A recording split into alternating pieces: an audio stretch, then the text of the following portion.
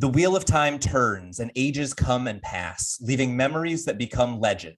Legend fades to myth, and even myth is long forgotten when the age that gave it birth comes again. Welcome to Through the Glass Columns, a Wheel of Time read-along podcast. Each week, we will be reading, discussing, and digesting a small selection from Robert Jordan's fantasy opus.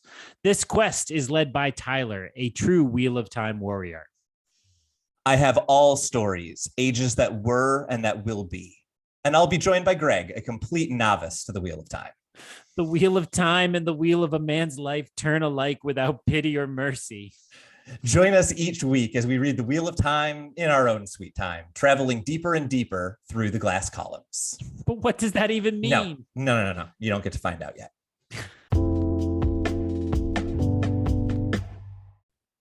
Hello and welcome back to another episode of Through the Glass Columns, your weekly read-along Wheel of Time podcast. We are slowly but surely making our way through The Eye of the World, Book 1 in Robert Jordan's fantasy epic. I, of course, am Greg, someone to whom this is completely new, but I'm starting to get my feet under me. And I am joined, as always, by my expert guide, Tyler. How are you doing, Tyler? I'm doing very well, Greg. I just have to say how impressed I am that you corrected yourself on whether to use who or whom, something that I do not understand. So your expertise is every bit as valuable as mine, I feel like, as we make our way through this setup. If I can't bring grammar, then what am I? I teach writing, and gosh, it only takes a few times of some kid being like, "Oh, I can't believe the writing teacher made a mistake on the board," that you really start to try to learn your grammar, because it really shames you when that is. So yes, but thankfully there's no board to write on this time. So faithful listeners or singular listener, we really don't know at this point, but we are joining you today to discuss 3 chapters, our first 3-chapter episode. We are discussing Chapter 9, Tellings of the Wheel, Chapter 10, Leavetaking, and Chapter 11, Road to Taren Ferry, which just sounds like an indie rock album of some kind. It absolutely does. You could put .tumblr.com after that, and I would believe you. So do we want to just start with the recap of Tellings of the Wheel, or do you have other preliminary things that we want to make sure we cover? The only thing I will mention preliminarily is that, again, we dropped a note at the very end of last episode, but you might have stopped listening by then, that this is our first 3-chapter episode. And the goal is to always hit about 30 pages, but we wanted listener feedback to know whether we should kind of go a little over or a little under on a given time. So we invite you to find our social media, which we'll plug at the very end of this episode, and just find us there and just give us your opinion so we know what to do in the future when we come up with such a situation. But with that, I turn it over to you, our lore master, for a summary of Chapter 9, Tellings of the Wheel. Yes, so Tellings of the Wheel is actually a chapter that to some degree comes in 3 acts, which is quite nice, right? The first third of the chapter is primarily concerned with the dreams that Rand is having. And at the end of the last chapter, we had gotten some kind of clues to maybe be paying attention to these dreams. So Rand makes his way first through kind of a barren wasteland, being chased by Trollocs, and eventually he's confronted by a singular lone mountain at the edge of some sort of cliff, which he eventually jumps off of to escape the voice in his head. It's a dream. It made total sense at the time. He then somehow finds himself actually overlooking some scenery that we originally saw described in the prologue of this book, a large singular mountain with a river, and in the middle of the river is a city. And Rand sort of makes his way into the city. Everyone's happy and singing and things are happening. And then suddenly there is a merge rail at the top of the tower in the city, and he awakes. At this point, he is afraid that he has named the Dark One. He is able to get some food in him, and he actually has a brief conversation with his father, primarily concerning both the fact fact that he has to leave and what's just happened. And then Tam gives us some really interesting details about how he sees Aes Sedai, which I assume we're going to be talking about. And then the final section of this chapter is concerned with basically a mob outside of the inn who are looking to force Moraine and Lan out of town. They believe that they brought the Trollocs, and Moraine tells a story of the history of the region that we are in, and that dissuades the riot from beginning. So it's kind of a lot of different things in this chapter, but I actually wanted to start, Greg, with the first of the three, because a couple of episodes ago, you mentioned that you kind of have a hard time in literature with dreams. So I'm curious how third of the chapter of Dream kind of played out and what you were able to pull from it. Yes. Well, and I said that specifically because there was another fantasy series you had me start reading, and it was very much based in dreams. Remind me and tell the listeners, what was the name of that one? Yeah, so I think I told you to read the Malazan Book of the Fallen, which is a 10-book epic, wonderful series. But as some people have had suggested to me, I actually had you start in the middle with book 5, which I'm sure was also part of the issue. But yeah, that's definitely a series with all sorts of like dreams and prophecies. And I think I even know the scene you're talking about, where a woman like hallucinates and dreams and flies through the air in the same scene. It's incomprehensible. I'll give you that.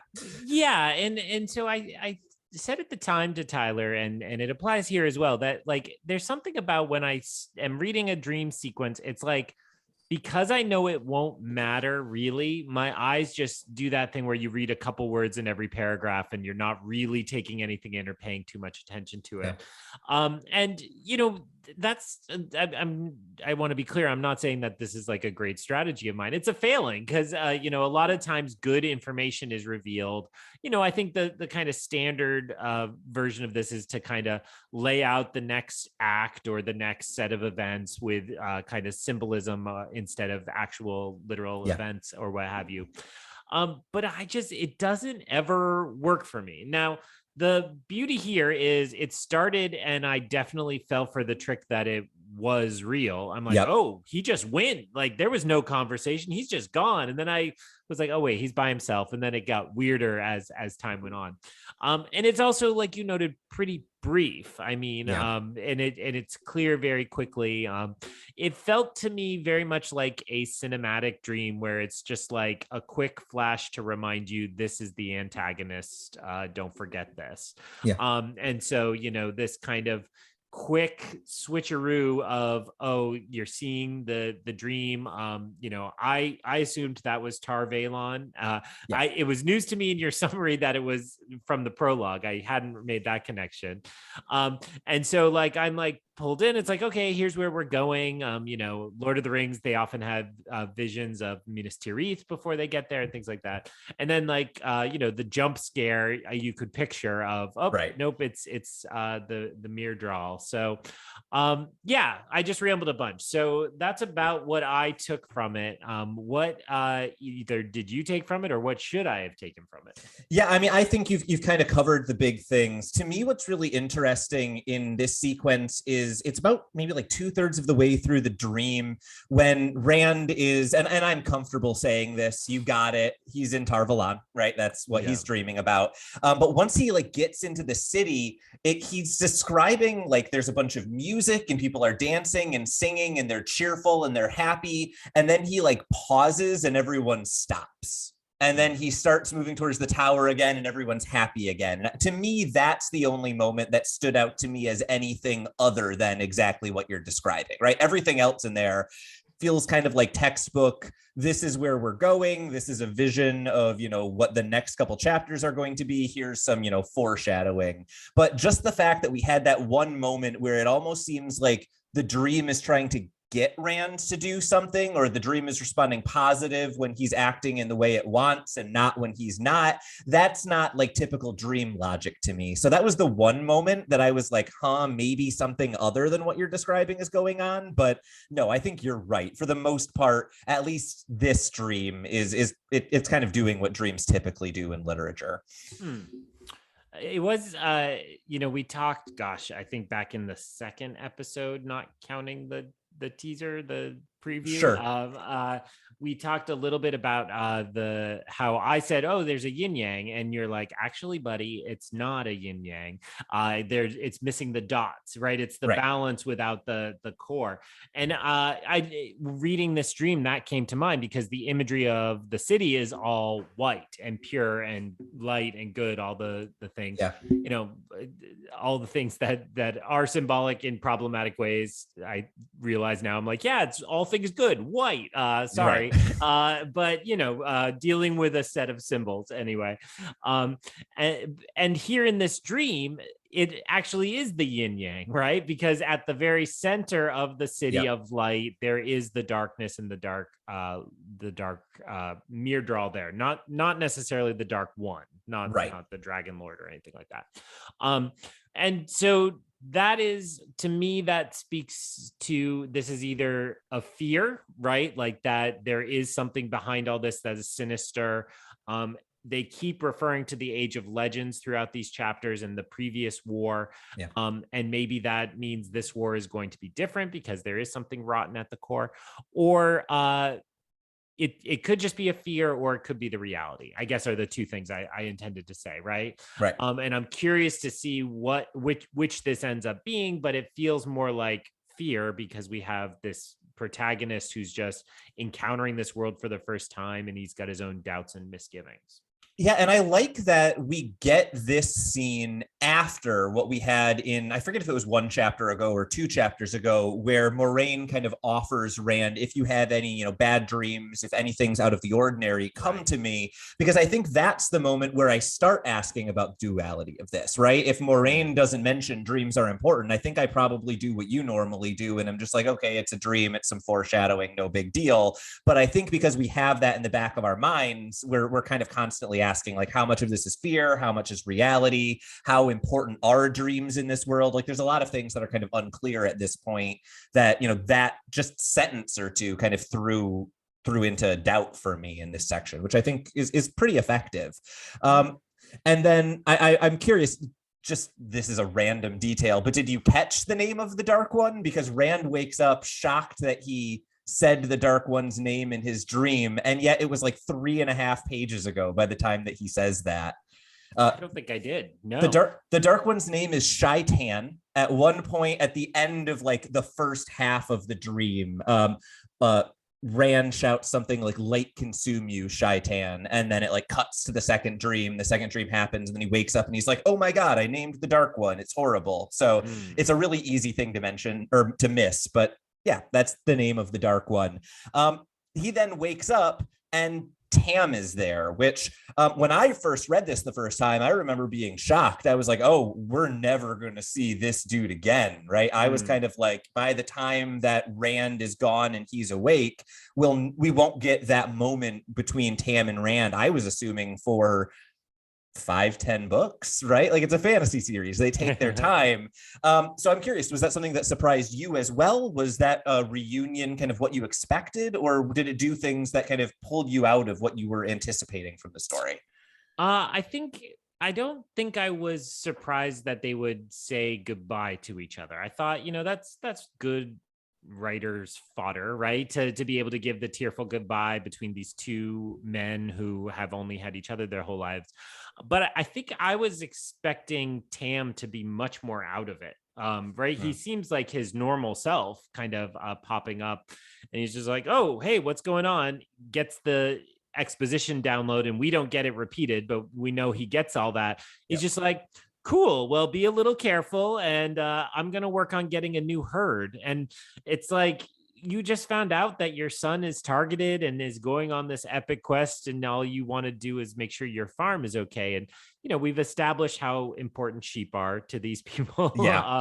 So that fits. But it was like, oh, it's really, it ended up being like, yeah, of course they'd give him a goodbye scene, but it wasn't any kind of maudlin emotional thing. It was just kind of done. And then I think kind of towards the end, it's just like, yep, okay, we're good. Like, you could have made more of a meal out of it, but Robert Jordan kept it simple and straightforward. And that could be characterization, or it could just be, part of it. Now, so you emphasize this in your summary. So the one thing I mainly honed in on is Tam is really suspicious of the Aes Sedai, saying repeatedly that they are tricksome, that they do things for their own reasons. All of that to me sounded like backstory, right? He's been fooled sometime in the past. There was a time he was working with or alongside an Aes Sedai and just was fooled into doing something that he now regrets, or just, sees now that it was hollow in some way. Yeah. Well, and I like that we not only see Tam kind of be really, he's clearly distrustful of Aes Sedai, you're right, and there's something going on in his past, there's something causing him to kind of feel that way, but then I think that's contrasted with what you noted, which is the fact that it takes him about 4 seconds of hearing what the Aes Sedai said to be like, yeah, you're gonna leave forever, that's just how it is. And so I think that tension is really interesting to see both how he clearly distrusts anything to do with Aes Sedai, but as soon as Moiraine says, like, we've got to go, he kind of accepts that you've got to go. The other thing that I think is really interesting that kind of highlights how he thinks of them as being tricksome is when he asks Rand to say what Moiraine was describing in the exact words that she said, right? And I think he even says something, I had like briefly paraphrase this. He says something like, an Aes Sedai, they don't lie, but the truth isn't always the truth you think it is. And I feel like that is, really useful for thinking about like how is Tam framing this, kind of dichotomy of don't trust them at all, but believe them when they tell you the Trollocs are coming. It's kind of like, they're going to tell you the truth, but be very careful about what that truth actually is and what it actually means, sort of thing. Yeah, and so again, as I start to figure out who these Aes Sedai are, it doesn't seem as simple as these are Jedi, right? These are the characters of light. And it often feels in that description you just read and the quote I pulled out that they are playing a much larger game than any simple town folk. And so this was true in the opening chapter with Moiraine when she like listened carefully to what the boys said, offered them help and protection, but clearly got their oaths and kind of gave them enough truth that they believed her and got her will done before they got their will or their needs satisfied or so on. So that's all very fitting to me. Well, Now, I go ahead. Sorry, I actually just had a second example of that because I think that's a really good example. But also, we had, I think it was in like the 3rd or 4th chapter, the conversation between Tom and Moiraine, where Tom is kind of introducing himself and he's like, I have all of these amazing stories. And when Moiraine shows up, they almost have like a over the top of the heads of the villagers, almost like negotiation. Now, I think if you go back to that scene, you can see it's basically Moiraine telling Tom, don't tell anyone I'm Aes Sedai, right? And he's like, okay, cool, no big deal. And so I think we see a few situations there of her kind of manipulating the situation without letting the information she doesn't want into what the villagers are hearing. And that I think is kind of what Tam is thinking about. Sorry, I didn't mean to interrupt you, Jared. Oh, no, not at all. And thank you for that added example of that. And that is compelling in a way that, a purely good moral character is not. So that's certainly going to keep me reading along. Now, I will admit that it actually was, I think I was into the next chapter when I was suddenly like, oh, wait, why didn't Rand ask Tam about his fatherhood, right? Yep. And so he just doesn't, is accurate. My read, it's not explicitly stated. My kind of like assumption of the connotation of the text is like there's a moment where he's about to, and then he chickens out. Okay. And that's kind of all we get. And that fits with his emotions ahead of this, that he is certainly curious about it, but fearful of what it will really reveal and what it will mean for him, kind of big picture, long term. But it was kind of shocking. Like, I mean, if that was weighing on my mind, I feel like I'd ask Dad as soon as Dad got up. But, he's obviously infirm and all that. But in all that was just downloaded about how he's a target, it seems like both he should have asked and golly, Tam should have volunteered if there was something that made Rand a particular target. But maybe he is safe enough knowing that Rand is going to be with the Aes Sedai and is not worried about protecting him from whatever this truth is. But it was suddenly like that seemed like such a driving force in 2 or 3 chapters before this. And then it was just like, wait, now's the moment. And it doesn't happen. So, well, at very least, I'm glad I didn't miss it. And like it had a poor reading moment. Yeah, no. And I think that's really interesting to some degree, because there's a story there that makes a lot of sense, right? This is literally a young man saying goodbye to his father, what he fears might be the last time. He probably wants to say goodbye to his father, not to the person who might not be his father, right? He'd rather hang on to that illusion. I just feel like we need that in the text a little bit more, right? We can get there, we can arrive at that conclusion, but like it would be a little better if Rand thought it instead of us kind of assuming it. That's I think I agree. It's not a plot hole, but it's pretty thin papering over what could be a plot hole. That being said, I think the last section of this chapter also has I love the world building in the story that Moraine tells, and show viewers will know a decent chunk of the story that Moraine tells actually ends up word for word in the second episode of the television show. So wow. This is a relatively important scene, at least as far as, the creatives involved with the show were concerned. So I'm curious what your thought was of the tale of Manetheren and how, this kind of almost weird history gets thrown in the middle of an otherwise, mob related chapter.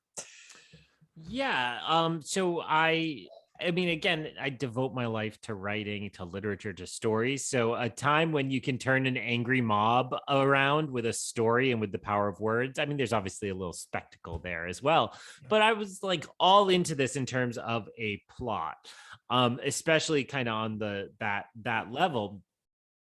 The actual details of the story I found pretty tricky. Okay. It was definitely like, I read a couple paragraphs and I'm like, let me take this again. And, not unlike we were talking about with A Dream. I mean, it was a lot of names, a lot of events and places. And it's like, whoa, what am I going to care about here? So I'll let you mainly take over it, but I will say the other complicated factor is I got, again, like 3/4 of the way through it, and I was like, shoot, this is probably one of those things that Tyler talked about where this is like a real world thing. And so I stopped and I'm like looking at the names and I'm trying to interpret them, and they're all kind of bizarrely Tuckerized and all that stuff.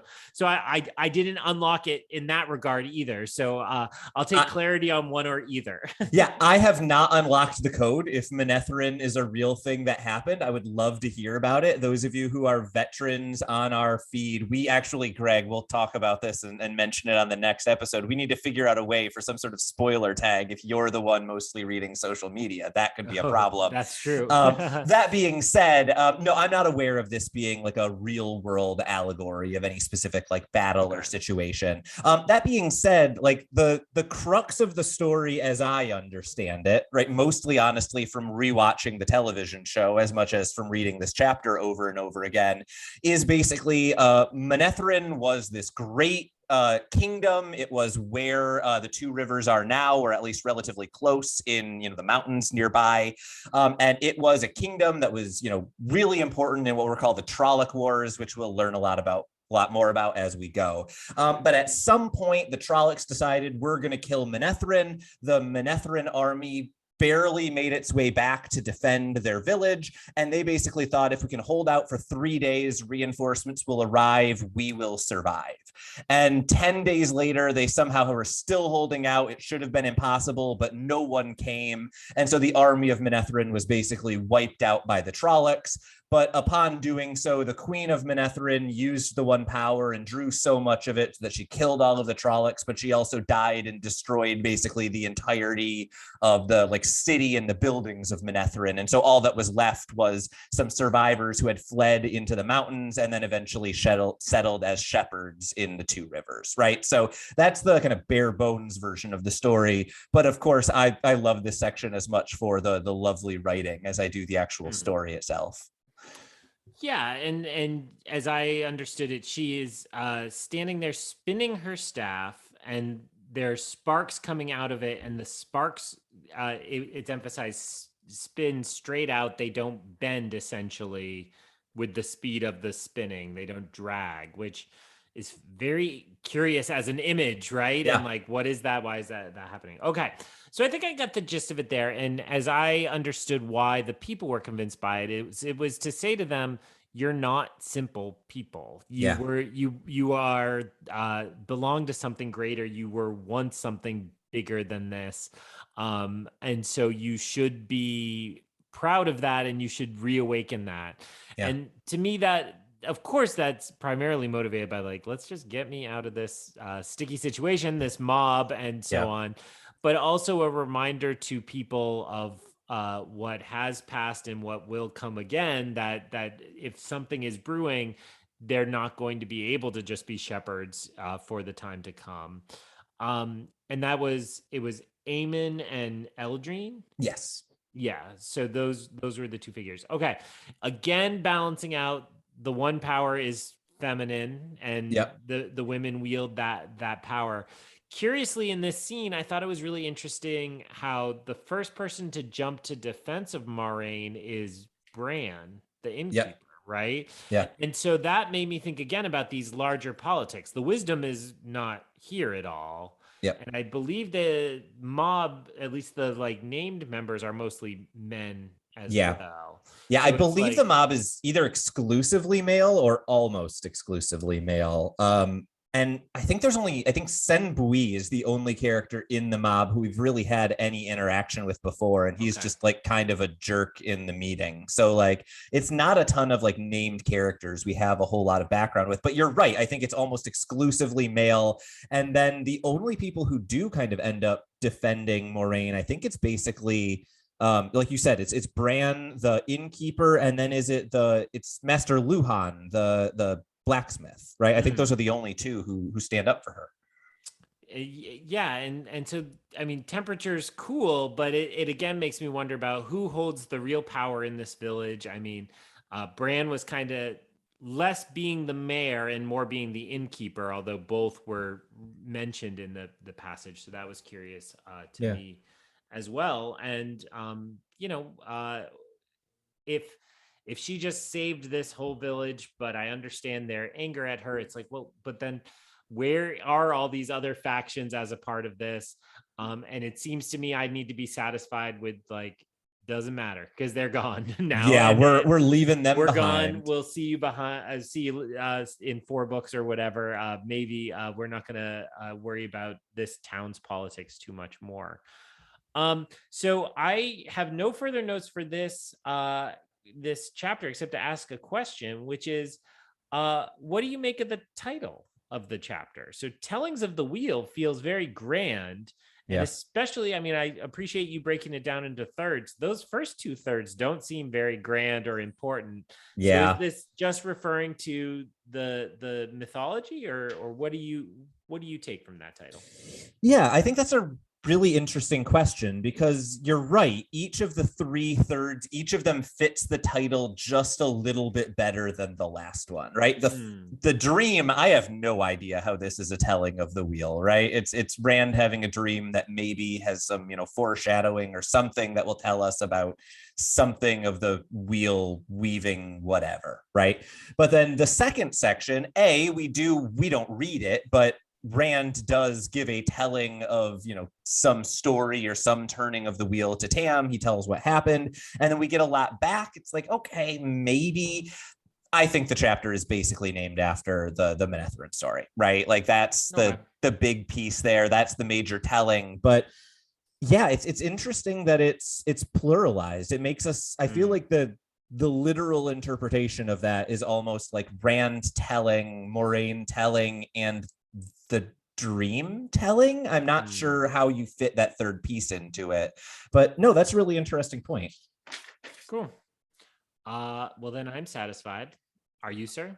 I am. However, I did want to just add one quick quote from Moraine's story that is not useful right now, but I want to get on people's plates for like 30 chapters from now or whatever. So when referring to one of the battles in the war, in the Trolloc War, when we're talking about the battle at Manetheren, we get the following quote: "Some of the Trollocs have raised a banner of Baalzamon, Heart of the Dark, an ancient name for the father of lies." And then she later says, "The Dark One could not have been free of his prison at Sheol Ghul, or all of the forces of humankind could not have stood against them, but there was power there." And so that introduction of something that's not the Dark One, but is almost as powerful and almost as dark, and it has a name, and it's Baalzamon. Very reminiscent of Beelzebub, of course. Yes. Which now I'm trying to remember. My Milton is a named lieutenant of Satan in hell, and the raising of the Pandemonium, of course, is the name of Satan's fortress in hell. So okay. All right. You didn't need to show off. I was impressed by whom, but yeah, that's good background info. So yeah, let's dive then into the second of our 3 chapters for the day, which was chapter 10, Leavetaking. So Leavetaking all takes place basically in a stable, which, if it's going to be a bottle episode, that's a solid bottle episode. You just had to pay for the spinning staff and the animation for the story. Right. Yeah. Save a little budget. So we originally, basically everyone arrives in the stable. We learn that Lan has given Perrin instructions to kind of search and make sure that no one is watching them. We learn that Moraine and Lan seem to have acquired horses for Perrin, Matt, and Rand. And very quickly, the story is basically everyone getting ready to leave, and then all of the unexpected people who are also on the trip. The first of which is Egwene. She arrives, insists that she's going to, be able to attend. And Moraine, basically, as soon as she learns that Egwene can keep a secret, Moraine relents. She says, absolutely, yes, you can come along. We then realize that Tom has also been waiting in the loft of the stable. He insists that he's also coming along. He seems to be able to go as soon as Moraine realizes that he's greedy. That's a thing we might want to talk about. And then, we get a brief scene of the group kind of getting out of this town of Emmons Field, occasionally avoiding some of the patrols that have now been set up to watch for Trollocs. But similar to what we talked about a couple of chapters early on, I find this to be effective setup and effective storytelling, but it's a little slight. It's kind of the "and then the gang got together" chapter. Was that your impression as well? Yeah, I wrote in my notes, this is where you just have to move the chess pieces to where they need to be for the next piece of plot. You could just put the Tracy Morgan quote from 30 Rock under me. Tell it to me like it's Star Wars.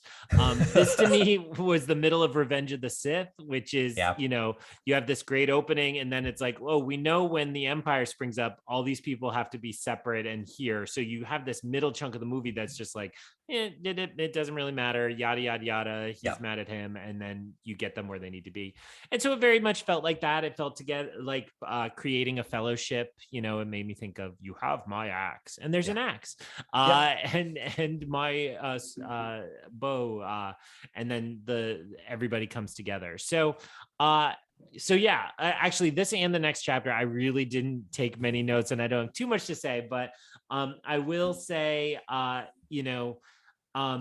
interesting when Perrin reveals that he does have this axe. Lon is just like, better get used to fighting, guys. Again, I still am a little cool towards him. He doesn't really do anything in either of these chapters to change that general impression for better or worse. But it's like, he's realistic. He's like, you're about to leave this sheep's fold, right? Yeah. And so you have to be ready to kill without hesitation, and that I think is it's certainly engaging, but it's also like, they're about to be deeply over their heads. Go ahead. I was just going to say, and I think a really interesting piece of characterization for Lan in the midst of that idea is how he refers to all of them by their profession. Right? Mm-hmm. Rand is sheep herder and Perrin is blacksmith, and I forget what his term for Matt might be. It might even just be sheep herder as well. But I think you're exactly right. He's like, look, you're going to have to get used to this. You're in over your head. And part of the way he identifies that is like, Moraine is an Aes Sedai. She's fine. I am a warder. I am fine. You are a sheep herder duck. Right. And I think that characterization of him as being so practical, you don't even have a name, you just have a role, kind of summarizes exactly what you're describing. Like it's hard to get too into a character who won't even give our main character a name at this point. Yeah. Yeah, but like I'm sorry, I'm struggling for words because I don't hate him still. Right. Like I'm cool to him. I'm not cold to him. I'm curious to learn more about him and why this is, and is he just so deeply utilitarian? Like you're saying, he can't use names, he can't get attached. Yeah. And I want to learn more about how many times has this guy been around the block, right? Right. Maybe he doesn't get attached because he's like an immortal, and these are ants to him, or what have you. My personal favorite for kind of writing bit in this chapter is, I believe twice, Moraine says, "What is done is already woven in the pattern." Yep. And as a turn of phrase, I really loved that. And this may be just very idiosyncratic of me, but again, I think we've told listeners I have my PhD in American literature, and my favorite American novel is Moby Dick, because I'm a walking, talking cliche. I do love Moby Dick. I think it's the great American novel, and embedded within Moby Dick is so much, obviously, but there's this one chapter that scholars like but don't love, but I kind of love. And it's actually called The Mat Maker, MAT, so it fits with one character here. But in that chapter, Ishmael, Queequeg, his roommate, best friend, soulmate, are making mats aboard the Pequod, just deep out at sea. And like Ishmael is wont to do when there's nothing going on, he finds like something meditative about life, and he comes up with what he thinks is basically his system for the universe. And it's because they're using a loom to weave these mats. And on a loom, you have the strict, rigid strings, which he calls fate or destiny. And then the shuttle that shoots back and forth, that's free will, because the person decides, oh, I'm going over these two, under these two, or whatever pattern they want. And then the third piece is Queequeg smushes it all down, and that's chance, because sometimes Queequeg is exactly even, sometimes it's crooked, all of that. So I've always loved this moment in Moby Dick where they're like, this is how the universe works, right? It's this woven tapestry of free will, destiny, and chance. And so to then see this, respected mythological character here, I'm like, she believes in Ishmael's universe, and there's not nearly as much there to warrant that leap I just made, but it's so very much felt to me like, she understands that they can have the best laid plans, but when there's chance just happens. And if Egwene is here, then Egwene is coming. And if Tom is here, then Tom is coming, and so on. And so I liked that ability of our character who seems the most in control to be willfully out of control, or give up that control willfully in some way. I'll be honest, I have not read Moby Dick since I was like 19, and I forgot that chapter existed. And that is definitely the inspiration for what Moraine is saying and other things she will say as we keep going. Ishmael was right about how the Wheel of Time world works, I guess, is kind of what I'm saying. So get pumped about that. I am. If people could see me dancing on this Zoom call. So I guess for me, the thing that I pulled out, which was not nearly as interesting or literary, was the moment when Moraine says yes to both of the two intruders on the group, because they're very different moments, but I think they both work. And I highlighted it a little bit in my summary, but Egwene, Moraine is very doubtful until she asks, did anyone else notice we were sneaking out? Did you tell anyone? And as soon as Egwene says no and no, she says, perfect, you're in, done, right? So Egwene being discreet was her kind of standard. Moraine, when Tom says he wants to arrive, basically is like, why? And Tom more or less implies, like he says, I've never been to Tar Valon before. I would love to perform in Tar Valon. I am willing to pay whatever price an Aes Sedai might ask to travel with an Aes Sedai to Tar Valon, right?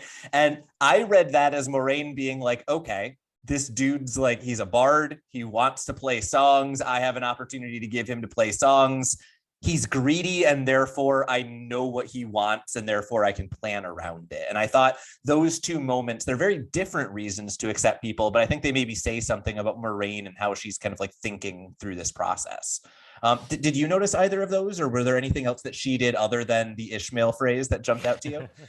I will say, not necessarily attributing this to Moraine, but the presence of Tom surprised me most of all because, I kind of expected Egwene to come along. I think you had hinted that the show kind of hand waved some of this so that she just gets to come.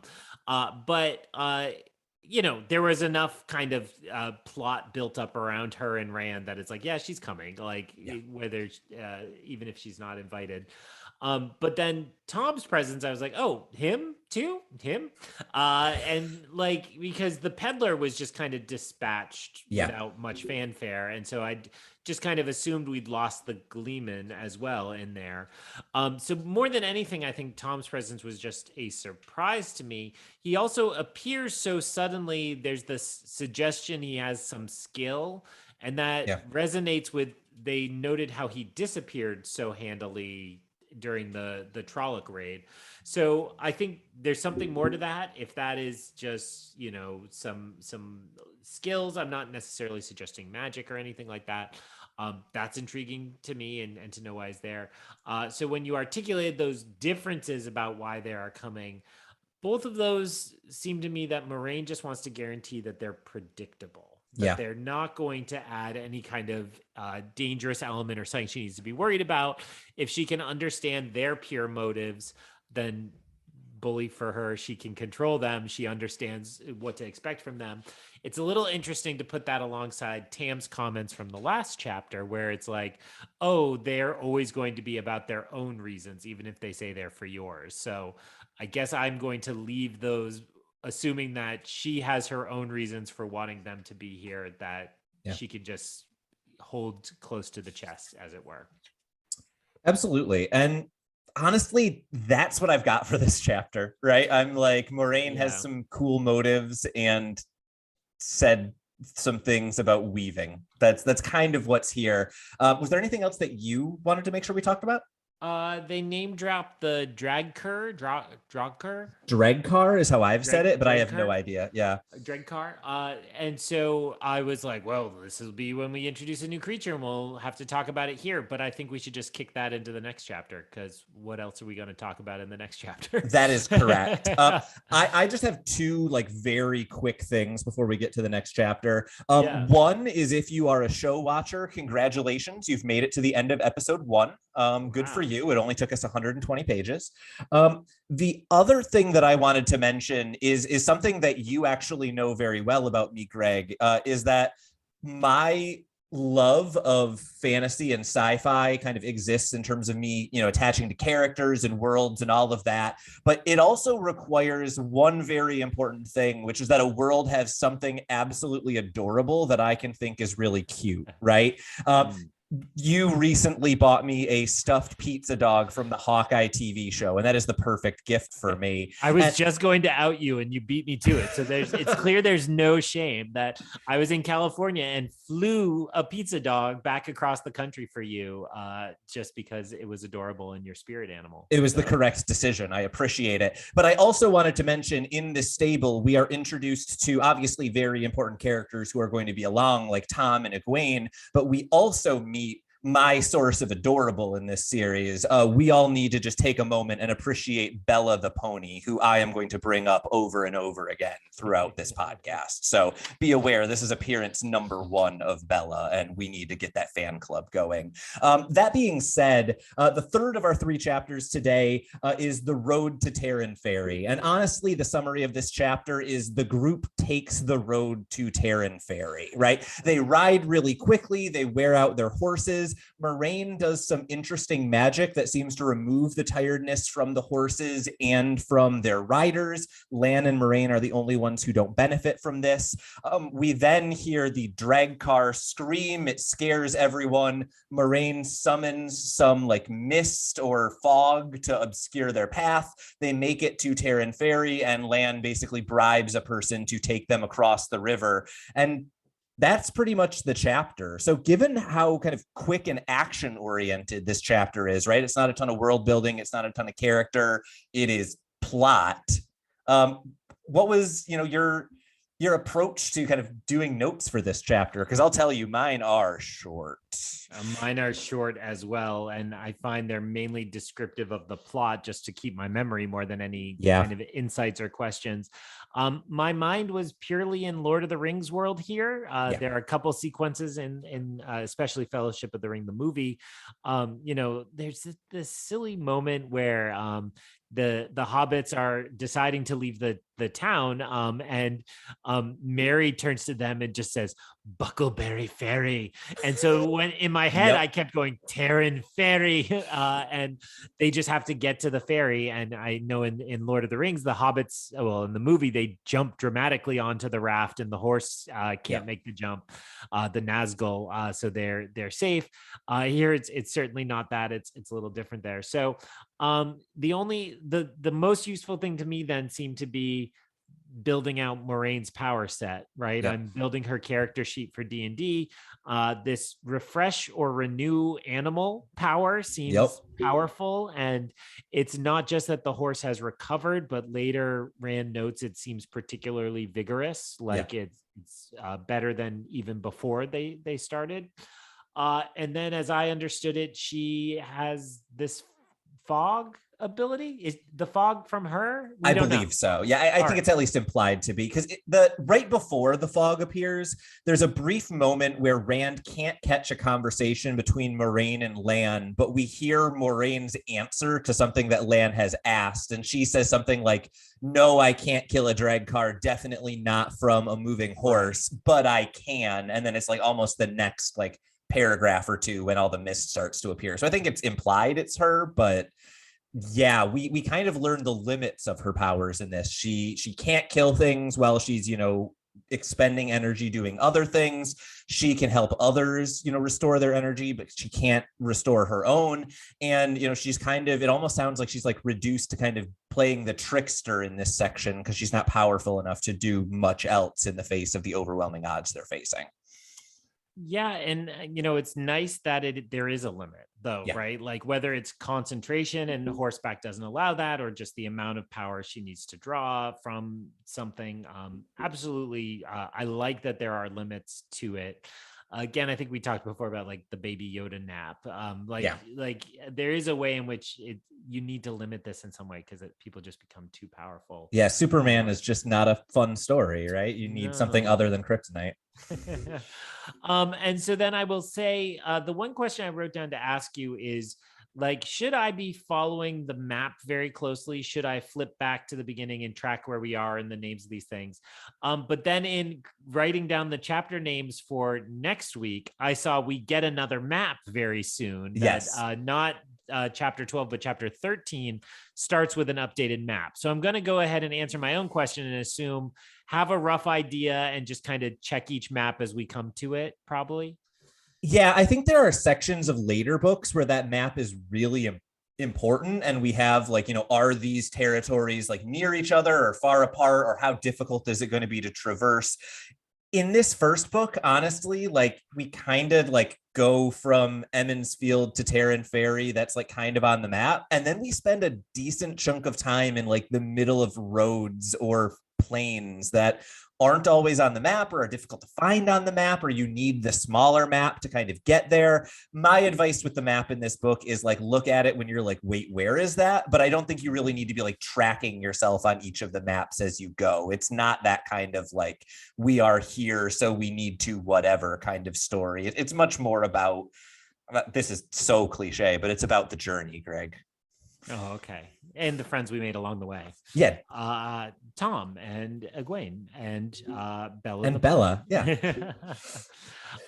Then that taps me out for this chapter. I had nothing further. Yeah, I have two other quick things. The Sure. first is just to note that when Moraine is going around and healing all of the horses, she does take a moment and is almost surprised. She says Bella is the least tired of all of the horses and needed her help the least, which is the opposite of what anyone would have assumed going into it. So there's obviously, potentially something interesting going on there.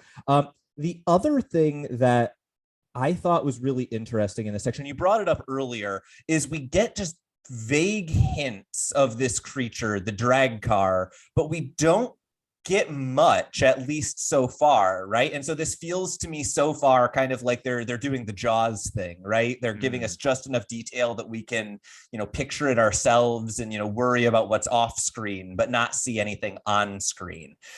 So I'm curious, just with the drag car, what your reaction to our third new monster in 11 chapters was, and how you perceived kind of the way that this is being shown and portrayed differently than we've seen with the other two that are just kind of like on screen immediately. Yeah, so I think the shrieking, it was interesting to me that the shriek was so powerful, and I don't mean that literally, but like in instilling fear. So it freaks out the horses. I believe Rand's horse bucks him off in that moment. We also have this hint that the Watch Hill village was still having their party, because nothing had happened here, and yet once the shriek happens, it all shuts down and locks out. So defined by its shriek, as I think in the previous chapter, it was basically like, oh well, when they created the Trollocs and the Fades, they kept going, and there's just this hint that there's a menagerie of monsters to come, that we're just going to meet more and more grotesque and horrifying beasts. And the emphasis there, it felt to me, was on the unnatural, that they were designed and spliced and created, not of the natural world. So my wish for like races is kind of half true. We don't really have different races as much as we have, monstrous creatures and creations for it.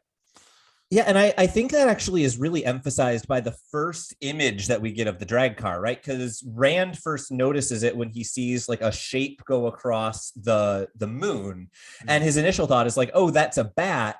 And then what stands out to him, this actually for some reason has stuck with me, is the image that sticks with him is that it is a bat that is flying like a bird of prey, that it's not flapping its wings repeatedly the way that bats do. It's like gliding on these giant wings. And I think that kind of fits this story you're telling about how unnatural these creatures are supposed to be, that they don't even like move through the world in the same way that the natural creatures they're based on might. And, to me, I think that's what kind of sells that deep world building of these things being created, is just that the odd ways that they sometimes interact with things. It's like, oh, that's not how bats work. This is clearly not just bat creature. It's some weird amalgamation of other things along with bat. Keeps me wanting more. I think my other flaw besides dreams is I have trouble picturing fantasy creatures. So one of the things I certainly will be doing as they come up is just Googling them. And a series this old, there are either official or just plenty of fan creations of them. And I just went through this with the other fantasy series I'm reading the Dandelion Dynasty. I think I've mentioned that by name before. And they had this big creature, and I'm like, I cannot picture this thing. And then, it was unfortunate that such a new book, there were like 12 interpretations, and they were all very different. So, and I think Lord of the Rings was always very much that way till the Hildebrands kind of set a version of things. And then the films really kind of built on that, and often directly or changed it, but locked in something there. So obviously the show would be helpful, and I'm sure has set some of these things.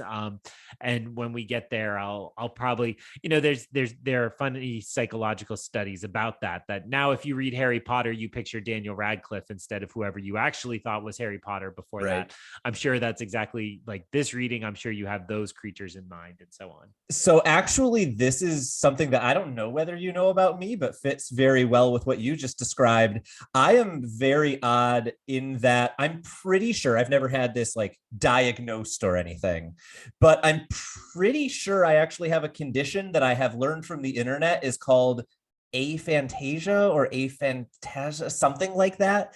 I don't picture things in my head. Right. Oh. If you ask me, like, picture Steph, like my wife is named Steph, for those of you who are not aware, I can't. Interesting. I don't have pictures in my head, right? I have descriptions. I think through things. But so as I've been reading these books, I have been hearing the actors' voices in my head when I read character voices. Oh, okay. But no, I'm not picturing anything. I never have. I never will. That's just how my brain works. Oh, well, I was not expecting revelations about your psychology tonight. So, I mean, we're not going to top that. I would ask you to lay down on a couch and tell me how it makes you feel, but that is not the type of doctor I am. So, it would really be inappropriate for that. So, are you good on these chapters? Yeah, I think that's pretty much all I had. Awesome. So, all right. Faithful listeners, I think this ends up being a little longer, but not dramatically longer in terms of our show time. So keep that in mind when you're voting for whether you like the 3 at once or you want us to stick to 2. Next episode, we will absolutely be returning to 2 chapters because this ends up being a little long with just 2 chapters. So that is chapter 12 and chapter 13, Across the Taren. And choices. I know how to pronounce choices. That's an easy one. So chapter 12 and 13 from the Eye of the World for the next episode. As always, Tyler, thank you to you. You are a faithful guide and continue to steer me with just the right kind of firm, gentle balance as we continue through this. And thank you to all our listeners who continued with us on this journey. Tyler made note of it. We are getting there. I just did a quick check and we're about 23% of the way through this book. So, that's not nothing. And I hope you're enjoying it as we continue. So we look forward to seeing you next time through the glass columns. So ends another episode of Through the Glass Columns. We thank you for joining us and continuing with us on our quest to cover all of the Wheel of Time in our own sweet time. This podcast features original content developed by Tyler Orm and Greg Cass and is not in any way affiliated with, associated with, or condoned by the Robert Jordan Estate, Tor Fantasy, or Amazon. All content is intended for entertainment and educational purposes only. If you're enjoying this podcast, please seek out the books from your local bookshop or library and join us as we continue our journey. If you'd like to contact us to share your thoughts or give feedback, you can email us at throughtheglasscolumns@gmail.com or find us on Instagram and Twitter by searching Through the Glass Columns. Thank you once again for being part of this community. If you're enjoying the show, please subscribe to the show, leave us a review wherever you're listening, and recommend the show on your social media to help us grow our community. We look forward to welcoming you back next time through the Glass Columns.